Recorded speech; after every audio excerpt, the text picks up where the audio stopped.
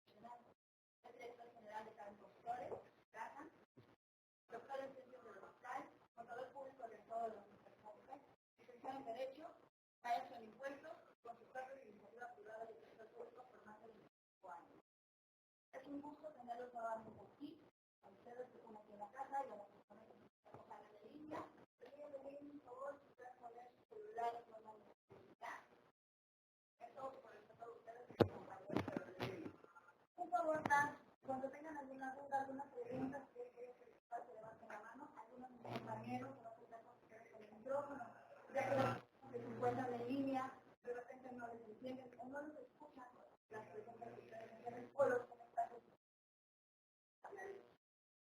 Gracias. Los dejo con el doctor. Gracias. Un momento, por favor.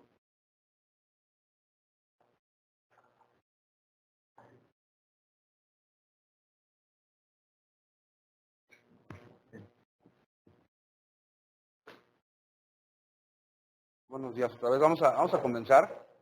Vamos a estar platicando el día de hoy de medios de defensa en contra del Seguro Social y del Infonavit preponderantemente. Ya les comentaban, estamos transmitiendo, ahorita hay gente que nos acompaña en línea, a distancia. Entonces, por favor, si tienen alguna duda, aquí no van a escuchar más fuerte con el micrófono, más bueno, ¿para qué me ponen el micrófono si no sirve? Sí sirve nada más que es para la gente que está escuchándonos en línea, que también participan y también preguntan algunos conceptos. Vamos a comenzar, una disculpa por la demora. Vamos a comenzar con este curso de medios de defensa. Básicamente los puntos que vamos a tocar son estos. Aquí tenemos el temario en esta parte. Pero bueno, ordinariamente lo manejamos así. Ordinariamente nosotros tratamos de trabajar en base a lo que ustedes requieren como necesidad, que por eso están aquí. Y entonces muchos de los puntos que vamos tratando en el curso, además de lo que está aquí, bueno, pues es también satisfacer sus necesidades. Entonces también nos orientamos a lo que ustedes nos vayan comentando, nos vayan aportando, y sobre esa base es que vamos trabajando. El día de hoy vamos a repartir un poco el trabajo. Una parte la voy a estar platicando yo, otra parte nos va a hacer el favor de platicarle el licenciado Felipe Dionisio Emporo. Él es también licenciado en Derecho, además tiene un diplomado en Derecho Empresarial, otro diplomado en Impuestos, un diplomado en Práctica Forense de Derecho Fiscal, y además, y yo creo que lo más interesante, él está en la práctica. Él es de esos abogados que nos gustaría todos tener ahí en la empresa. Bueno, de hecho nosotros lo tenemos aquí, de que cuando llega el Seguro Social es el que los enfrenta, el que les dice, el que los manda de regreso, y que bueno, básicamente yo creo que lo que estamos buscando nos detiene muchos de los procedimientos que injustamente trata de ejercer la autoridad. Y bueno, él nos va a platicar mucho de la experiencia. Yo voy a platicar un poco de los conceptos teóricos, algo de la práctica, pero él nos va a ayudar con esos conceptos teóricos de saber cómo tenemos que atender y cuándo sería bien realizada una práctica por parte de las autoridades fiscales, el IMSS y el Infonavit, cómo tenemos que atenderlos, cómo tenemos que darles tratamiento, qué está bien y qué está mal de lo que hacen las autoridades fiscales, y bueno, finalmente darnos algunos consejos prácticos de eso que normalmente nos falta, porque estamos de acuerdo, y yo me imagino que por eso muchos de ustedes están aquí, muchas veces la actuación de la autoridad se aleja de los principios fundamentales de legalidad. Llega la autoridad, me imagino que les habrá tocado sobre todo a últimas fechas, por ejemplo el Infonavit, y de repente de una manera muy sospechosa llega el Infonavit y me dice, oye, ¿sabes qué? Que la otra vez me pagaste, pero ¿qué crees? Que me dejaste de pagar como 3 o 4 pesos. Ah, pues 3 o 4 pesos, ¿qué puede pasar por 3 o 4 pesos? Nada más que entonces me debes una multa sobre los 3 o 4 pesos. Ah, bueno, pues la multa sobre los 3 o 4 pesos, ¿cuánto puede ser? Entre el 40 y el 55%, actualización, recargos, bueno, pues te debo 10 pesos. Así nada más que aquí el concepto es que además me debes gastos de ejecución, y como el mínimo de los gastos de ejecución es un monto cercano a los 500, 600 pesos, pues y ese me los llevo ahorita, ¿no? Oye, pero ¿cómo crees? No, pues es que Me debes 3, 4 pesos, ¿y qué quieres que haga? Pues me debes, y aquí dice que el monto mínimo que me tienes que pagar es este, y además dice el código, cuando habla de prelación de los conceptos que tenemos que pagar de los créditos fiscales, que primero págame accesorios, y dentro de los accesorios primero me paga los gastos de ejecución. Pues págame mis gastos de ejecución y ya me voy. O sea, a lo mejor ya ni te molesto por lo demás. Digo, finalmente lo que querían eran los gastos de ejecución. No sé si para el ejecutor, no sé si para la autoridad, pero finalmente ellos tienen sus gastos de ejecución. Oye, pero apenas me estás determinando, apenas me estás diciendo que te debo, ¿por qué te voy a pagar? Y bueno, y en esa problemática, bueno, pues hace todo un concepto de molestia para el contribuyente, porque finalmente no sabemos si le debemos, si no le debemos, pero nuestros 500, 600 pesos ya nos los quitaron, ¿no? Entonces, todo ese tipo de conceptos, digo, aquí partiendo, por ejemplo, de la base de que aún ni siquiera estamos ciertos de que debamos los 3 o los 4 pesos, pues todo lo demás que deriva de esto es ilegal y terminamos pagando, ¿no? Entonces, todo ese tipo de conceptos, todo ese tipo de actos de molestia que lleva a cabo la autoridad para con nosotros, es lo que vamos a estar platicando el día de hoy, qué podríamos hacer, qué tendríamos que hacer, cómo recibir, por ejemplo, cuando vienen a ejercer facultades de comprobación, cómo recibir cuando vienen a llevar a cabo el procedimiento administrativo de ejecución. Pues todo ese tipo de conceptos los vamos a ver. Y bueno, hay que dar un poco de sustento legal y es con lo que vamos a comenzar. Sustento legal porque además tenemos que saber, bueno, sí se puede, no se puede, pero ¿por qué sí o por qué no? Entonces esa parte del sustento legal también la vamos a platicar el día de hoy. De hecho, la idea, así el concepto del curso está creado. La idea surge porque muchos de nuestros clientes, nos hemos encontrado en la práctica, tienen esa problemática, tienen este tipo de conceptos de afectación por parte de las autoridades fiscales. Y platicando Felipe y yo, que Felipe les comentaba, es el encargado del área jurídica de aquí de nuestra empresa, de Cadem Consultores, pues él decía, oye, y no sería bueno que platicáramos un poco con la gente y que le dijéramos, más allá del curso ordinario que siempre tenemos de defensa fiscal, algunas recomendaciones prácticas y bueno, en ese sentido orientamos el curso y esperamos que podamos satisfacer así la necesidad. Entonces, vamos a comenzar, desde la primera parte, también hacerles bien patente que, bueno, pues la idea es que ustedes participen, que ustedes nos participen también con sus experiencias. No tenemos compromiso hasta las 7 de la noche, después de ahí sí ya nos tendríamos que ir, pero si nos alargamos, digo, salvo que tengan otra cosa que hacer, nosotros nos podemos seguir, ¿no? Entonces, no hay problema. Pero yo creo que vamos a acabar en 2 horas, decías tú, ¿no, Felipe? Antes de las 2 horas acabamos, desayunamos y ya nos podemos ir y les van a dar su constancia de todas formas que diga que se fueron ustedes a la hora que ustedes la pidan, ¿no? Si quieren decir que se fueron de aquí a las 9, 10 de la noche, se las pueden extender sin ningún problema. ¿Vale? Entonces vamos a comenzar. Por principio de cuentas, vamos a hablar del fundamento del pago de estas aportaciones de seguridad social. Establece, ustedes lo saben, siempre en cualquier casa de impuestos, nuestro primer artículo que analizamos, el artículo 31 y la fracción cuarta específicamente, dice que es obligación de los mexicanos contribuir al gasto público de la federación, de los estados, de los municipios en que se resida, de la forma proporcional y equitativa que dispongan las leyes. ¿Cómo contribuyes al gasto público? Bueno, pues entonces aquí nos remitimos al Código Fiscal de la Federación, y el Código Fiscal de la Federación nos establece que hay 4 tipos de contribuciones con las cuales pues, lograríamos ese fin de aportar para subsanar el gasto público. Tienes impuestos, tienes derechos, tienes contribuciones de mejoras, pero en particular las que son motivo de esta sesión son las aportaciones de seguridad social. Entonces dice, es obligación de los mexicanos contribuir, y dentro de esas contribuciones están las aportaciones de seguridad social. ¿Qué son aportaciones de seguridad social? Aportaciones de seguridad social son contribuciones que están a cargo de los contribuyentes, que deberán pagar las personas físicas o morales. Dice en primera instancia que se ven sustituidas por el Estado en la prestación de servicios de seguridad social. Entonces, ¿quién tiene que proporcionar la seguridad social? Algunos de ustedes ya nos han acompañado porque esto era un esquema de grupo de cursos. ¿Qué son las aportaciones de seguridad social? Bueno, pues son contribuciones, decíamos, que hacen personas que se ven sustituidas por el Estado en este cumplimiento de obligaciones. ¿Cómo que se ven sustituidas? Sí, porque el artículo 123 constitucional establece que aquella persona que tiene a su servicio a un trabajador o más trabajadores tiene obligación de proporcionarle seguridad social. Pero en la realidad práctica, ¿qué patrón le podría dar a su trabajador seguridad social? Darle servicio médico, darle servicio de maternidad para ella o para el trabajador y su esposa, darle servicio de enfermedades, cubrir riesgos de trabajo. Ningún patrón sería viable, pocos patrones serían viables.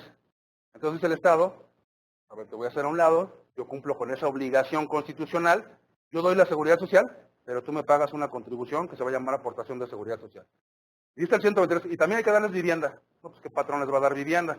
De igual forma dice el Estado, yo cumplo con esa obligación, tú me pagas a mí una aportación de seguridad social. Y además la tendrán que pagar, dice, los que se vean beneficiados de forma directa por estos servicios de seguridad social. ¿Quién se ve beneficiado de forma directa? Ahí tenemos las cuotas obreras y las cuotas patronales. Y hay que cubrir con ese par de conceptos en primera instancia. ¿Okay? Estas aportaciones de seguridad social, igual que cualquier otra contribución prácticamente en nuestro país, está sujeta a la autodeterminación. Dice el artículo 6 del Código Fiscal de la Federación que las contribuciones se causan cuando se den las situaciones jurídicas o de hecho previstas por la ley y que corresponde a los contribuyentes la determinación de las contribuciones. Aquí no hay de que, oye, es que no me llegó la determinación del Seguro Social o la del Infonavit o el predial o el impuesto de la renta o el IVA o cualquier otro que ustedes quieran. En nuestro país prevalece esta figura de la autodeterminación. No puedes decidir, no puedes alegar que no llegó la determinación de la contribución, puesto que es tu obligación cumplir con ese precepto. Y así pasa en el Seguro Social y en el Infonavit, que son los conceptos que estamos analizando el día de hoy. Se ratifica esto en primera instancia en el artículo 15, en la fracción tercera de la Ley del Seguro Social, donde dice que es obligación de los patrones determinar las cuotas obrero-patronales a su cargo y enterar el importe correspondiente al instituto. Más allá de eso, establece el artículo 38 que el patrón está obligado a efectuar el pago de salarios a sus trabajadores y al momento de hacerles el pago, retenerles las aportaciones que a ellos les corresponda. Yo te pago y yo te retengo. Okay. Hemos comentado también que esa retención de las cuotas obreras que le corresponden a los trabajadores, podríamos omitirlas, en algún momento lo platicamos como una prestación para los trabajadores, con las connotaciones que ahora tiene la ley del impuesto de la renta, el hecho de que el patrón absorba por cuenta del trabajador esas cuotas. Sin embargo, la retenga o no la retenga, es su obligación enterárselas al Seguro Social. Entonces eso no queda de lado. Oye, ¿qué pasa si yo no le retengo al trabajador las cuotas obreras que le corresponden? ¿Por qué? Ya sabemos, no siempre hay cambios que en contabilidad, o el contador que no sabe, o el que ni siquiera es contador. Entonces a él se le pasó retenerle al trabajador las cuotas de seguridad social, y pasa el tiempo y después de 4 o 5 meses nos damos cuenta que nunca le retuvimos. Ya parece prestación, ¿no? Oye, ¿qué pasa si no le retuve? Pues de todas formas tuve que haber enterado. Oye, pero entonces, ¿y cuántas le puedo retener para atrás? Bueno, dice la ley del Seguro Social, solo le puedes retener lo correspondiente a 4 cotizaciones semanales. De cualquier forma, la obligación subsiste por parte del patrón de enterar estas cuotas, porque finalmente, bajo este concepto de retención de cuotas, el patrón se asimila a retenedor para todos los efectos fiscales a que dé lugar el concepto. La misma figura se establece para efectos del Infonavit, establece el artículo 29 de la ley del Infonavit, que el patrón tiene que determinar las aportaciones sobre un 5% del salario base de cotización, pero que además, en términos del artículo 110 y 97 de la Ley Federal del Trabajo, tendría que hacerles retenciones a sus trabajadores por las amortizaciones de crédito que tuviera que cubrir al propio instituto. Artículo 97 se refiere básicamente a retenciones que establece la Ley Federal del Trabajo que tienes que hacerle a los trabajadores el salario mínimo y los montos máximos que le podrías retener al trabajador por otro tipo de conceptos. Es decir, si es trabajador el salario mínimo, siempre estamos o tenemos la idea de que en términos del artículo 123, el trabajador del salario mínimo no es sujeto de retención alguna. Sin embargo, esta idea la desmitifica de cierta forma el artículo 97 porque dice, bueno, sí, espérate, pero si el trabajador del salario mínimo debe un crédito Infonavit, eso sí se lo retienes. Y el artículo 110 nos remite a la obligación o al derecho que tiene el patrón de retener al trabajador ciertos conceptos, entre otros el Infonavit. Y de la parte de los préstamos y de los montos máximos que le puede retener, bueno, también se establecen en este artículo 110. Pero bueno, aquí en la ley del Infonavit me establece, el patrón tiene que pagar cuotas y tiene que además hacer retenciones a sus trabajadores por los créditos que tengan estos para con el Infonavit y evidentemente enterar esos créditos fiscales. En función de estas dos retenciones, las de cuotas obreras del Seguro Social, las del Infonavit y el pago de aportaciones, tendríamos que remitirnos ahora a este artículo 26 del Código, que sabemos que el Código aplica de manera supletoria, complementaria en materia fiscal, que nos establece que en caso de que no se cubrieran las cuotas, las de seguridad social, que no se cubrieran las retenciones que se le hicieron a los trabajadores, el patrón, que ya dijimos se constituye en retenedor, es responsable solidario por las obligaciones incumplidas, retengas o no retengas. ¿Mandé? ¿Le puedo mandar mi computadora? Ah, ya. Perdón, un segundo.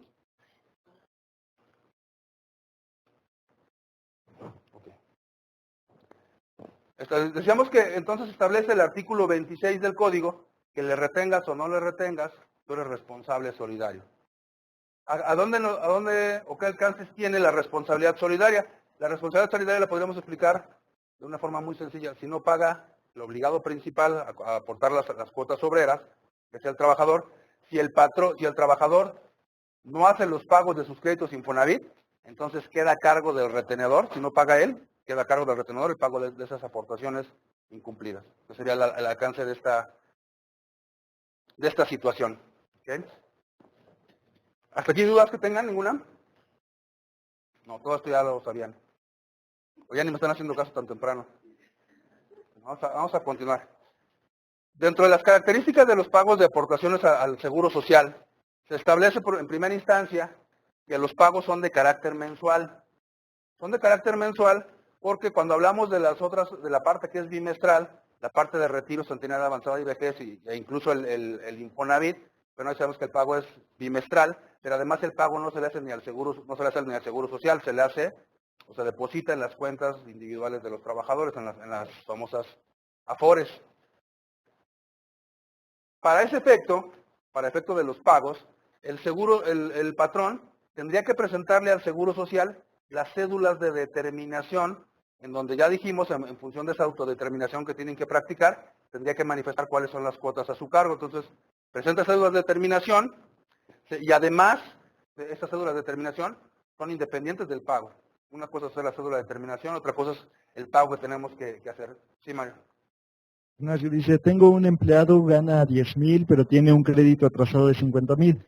¿Cómo procedemos? ¿Perdón? Tengo un empleado, gana 10,000, pero tiene un crédito atrasado de 50,000. ¿Cómo procedemos? Sí, el crédito atrasado es responsabilidad del trabajador. Si él por haber quedado sin fuente de empleo o por cualquier otra circunstancia dejó de pagar, a mi patrón lo único que me corresponde es retener la parte que en su caso corresponde respecto al sueldo que está percibiendo actual. Sus adeudos anteriores, pues él los tendrá que solventar con el Infonavit. En todo caso, la afectación que el patrón podría tener es en el sentido de que a veces pasa, un trabajador ganaba 50,000 pesos en una empresa o 70,000 o lo que ustedes quieran, y entonces la retención que se le practicaba en función de ese salario era muy alta. Se queda sin ese trabajo, consigue otro trabajo, y en ese trabajo la retención que se le tiene que hacer es por mucho superior a veces incluso al salario o a lo que está permitido de acuerdo a las disposiciones del Infonavit. Ahí el problema sigue siendo del trabajador. Quien tiene que ir a arreglar el tema, quien tiene que ir a presentar o hacer un convenio de disminución de las amortizaciones, es el trabajador. Pero yo como patrón pues, estaría obligado a retenerle lo que en su caso le corresponda. Pero si a deudos anteriores, el patrón no se tendría que incomodar por ese hecho, ¿no? Finalmente es una responsabilidad que recae sobre el trabajador meramente, ¿no? Bien. Sí. Buenos días. Y por ejemplo, ahí en la cédula de determinación me va a llegar, supongamos, por un monto de 10,000 pesos y yo solo le estoy reteniendo 5,000. Infonavit me va a solicitar esa diferencia. ¿Cómo la justifico? Sí, ahí la cuestión es que cuando nosotros detectamos inmediatamente que el trabajador tiene el tema de pagos en exceso a su salario, tendríamos que incluso a veces apoyarlo para que haga el trámite y para que haga ese convenio con el Infonavit para que disminuya las cuotas, ¿no? Porque finalmente, y de primera instancia, una vez que se notifica el monto de la retención, el patrón tiene que empezar a practicar esas retenciones.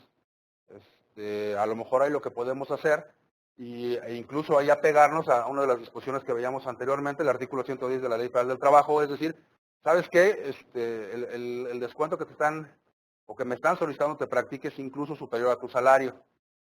Entonces, de entrada vamos a hacer un convenio, un acuerdo, un contrato de mutuo, lo que sea, y yo te voy a prestar la cantidad adicional. Y después ya en términos de ese mismo artículo 110, comenzar a descontarlo, ¿no? Hacerle un préstamo al trabajador en ese sentido, pero sí buscar que inmediatamente solvente ese problema y que disminuya el monto de las amortizaciones. Porque si no, finalmente, si el patrón ahí sí no actúa, entonces sí va a quedar a cargo del patrón el pago de las cuotas, de las amortizaciones en exceso. Y pasa muchas veces, ¿no? A veces llega el trabajador y decimos nosotros, es que no me avisó. Bueno, es que el aviso a lo mejor se lo dio a un patrón cuando estaba trabajando en otro lado. Pero entonces en términos del reglamento del Infonavit, el aviso para mí va a ser la primera cédula de determinación que practico con fecha posterior. Ahí me estoy notificando de que el trabajador tenía un crédito. Pero tampoco me di cuenta porque yo nada más agarraba el global de los trabajadores y pagaba y pagaba y pagaba. O a lo mejor incluso ni siquiera pagaba ese crédito del trabajador. Desde que fue la primera cédula. A lo mejor la primera parte voy a aclararlo al instituto y le digo, ¿sabes qué? Nunca me diste una notificación. Y me va a decir, el instituto, sí, nada más que la primera notificación es cuando llegó el primer descuento. Sí, pero ese no se lo hice porque no sabía. Y entonces hacemos la aclaración con el instituto y ya no me cobran esa primera parte. Pero a partir de esa primera determinación, pues yo soy obligado a pagar. Entonces tendremos que solventar el problema lo más pronto posible, ¿no? Sí. Dice, no soy responsable solidario de esa deuda y no aplica el artículo 26. Sí, lo que comentábamos, a partir del momento en que yo me entero de que el trabajador tiene un crédito Infonavit, yo le tengo que retener, ahí lo decía la ley del Infonavit que lo veíamos, y yo soy responsable solidario. Oye, es que no alcanzo, yo tengo que enterar, por eso decíamos, habría que establecer la figura del préstamo, de tal manera que, sí, yo te presto porque ahorita no puedes pagar, pero ve y solucionalo inmediatamente, ¿no? Que sería la alternativa que podríamos ofrecer, ¿no? ¿Cómo procede la retención del 20% que indica el Infonavit para los que ganan el salario mínimo? Claro, lo que pasa es que son cosas distintas. Tanto el artículo 97 como el 110, y a veces ahí confundir, nos remite a diversas disposiciones. A los montos máximos que yo le puedo descontar a un trabajador, el 97 salario mínimo, trabajadores. Y entonces siempre, al salario mínimo, artículo 110 dice, los montos familiares, dice la fracción primera del artículo 110, de lo máximo que por averías que realice, que lleve a cabo el trabajador, por anticipo de sueldos, cualquier cosa que le vaya a no puede ser mayor al 30% del excedente del 30 mínimo. Entonces decimos, ¿cuánto gana el trabajador? 10. ¿Cuánto? El 30% del salario mínimo. Bueno, si partimos de que al mes son 2,100 pesos, el 30% de... Perdón, son 2,100, 10,000 menos los... Lo más que le puedo descontar al trabajador es el 30%. Oye, pero el crédito Infonavit es mayor. Espérame, pero ahí no estábamos hablando del crédito Infonavit. El crédito Infonavit está planteado en la fracción cuarta de esa disposición. Entonces ese 30% máximo que le puedes contar no se está refiriendo al Infonavit. Y lo mismo pasa con el 97, dice el 97. Los trabajadores de salario mínimo solamente pueden ser descontados por los mismos conceptos, pero hasta un 20% de lo que perciban. Sí, pero el Infonavit está aparte. O sea, para el Infonavit no hay limitante. ¿Sí nos queda claro esa parte? Sí. Sí. Sí, sí. Okay. Sí, es que es como de salva, pero es para que oiga la gente que está en... En el caso de un trabajador que contrato y tiene crédito y no me avisa, pero él está pagando por fuera, él está pagando, de hecho liquida su deuda, ¿qué procede cuando me llegan a mí los remisos del Infonavit? O sea, ¿tú no le retienes? Yo no me entero de que el trabajador tiene un crédito, a mí no me dice, no me avisa, entonces... Sí, pero es que volvemos al mismo punto. O sea, yo entiendo esa postura de que dices, bueno, el trabajador no me dijo, pero además él estaba pagando el crédito por su cuenta, porque él quería salir antes, porque es muy cumplido, porque está medio mal, entonces él está pagando su crédito por fuera y yo no me entero. Dice, es que no existe, no me entero. No existe, no me entero porque o me trajo un aviso al principio, no me lo trajo en este caso que tú manifiestas, o cuando llega la primera cédula, viene se establece la obligación de retenerle al trabajador. Entonces sí estás enterado. La primera cédula ya terminó el cobro líquido por adelantado, pero en ese bimestre yo no hice.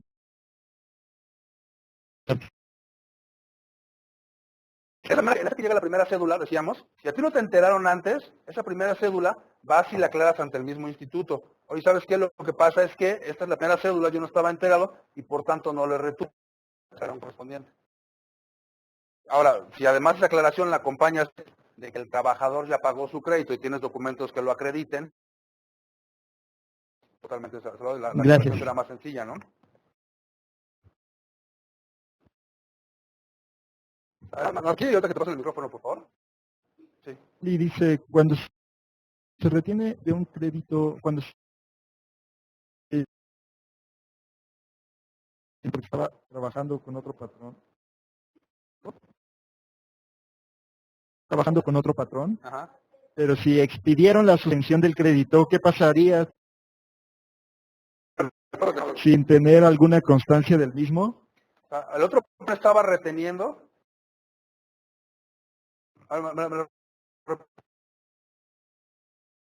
Tiene de un crédito, pero no se tiene la constancia de retención porque estaba trabajando con otro patrón, pero sí expidieron la el INAVIT por retenerle sin tener la constancia del mismo. Igual con la constancia, ¿no? de la retención. Ahora,